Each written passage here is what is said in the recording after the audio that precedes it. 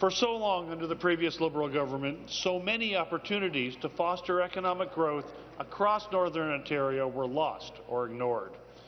The strengths, the assets, and the abilities found in so many of our rural, remote, and Indigenous communities were ignored, and as a result, their full potential has never been realized.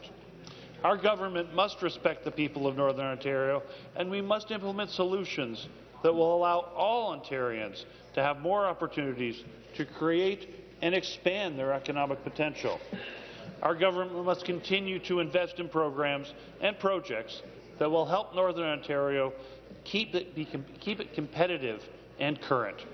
Speaker, can the minister please explain how our government is supporting prosperity and opportunities in Northern Ontario? Minister of Northern Development. Thank you, Mr. Speaker. I'm going to try, but first I want to thank the member from Hastings-Lennox and Addington for his amazing job and the important contributions he makes to our caucus. You know, it's that time of year, Mr. Speaker. Spring is finally here across Northern Ontario, and leaders from across our vast region meet for an opportunity to discuss best practices. And every year, Mr. Speaker, especially for the past 5, under the leadership of this Premier and the commitment from the Minister of Municipal Affairs and Housing to join municipal leaders and talk about the opportunities across Northern Ontario. That was in full display in Thunder Bay, Mr. Speaker. What a lineup. Minister Surma, Clark, Dunlop, Lecce, Peary, Minister Smith, and of course, fondly, what I like to call the Minister for Thunder Bay, our amazing parliamentary assistant, Kevin Holland.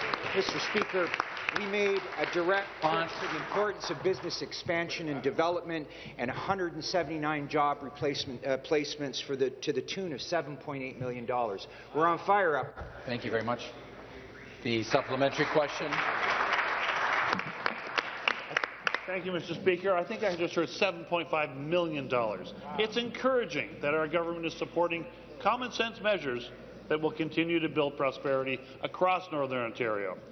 Many communities across the North are eager to take advantage of these opportunities that will help create jobs and expand business operations. Our government must continue to work with our Northern partners to build a stronger Ontario. Speaker, the people across the North are counting on our government to deliver on our commitment to invest in key priorities that are relevant and important to their communities.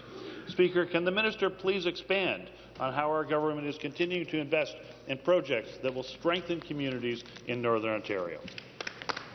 Minister of Northern Development. Enough about Northwestern Ontario. Let me shift to Northeastern Ontario, where yesterday I and my colleagues helped to kick off FNOM, the Federation of Northern Ontario Municipalities Conference, Mr. Speaker. A phenomenal agenda, Mr. Speaker. And note, there we were again, several cabinet ministers making important announcements about what's going on in Northeastern Ontario. I made a bit of a pivot, Mr. Speaker. There's so many beautiful little small towns up there in Northeastern Ontario, and they appreciate our community development tranche that we put into the NOHFC when we modernized it, to the tune of $5 million, Mr. Speaker. We talked about Blind River and rehabilitating their curling club.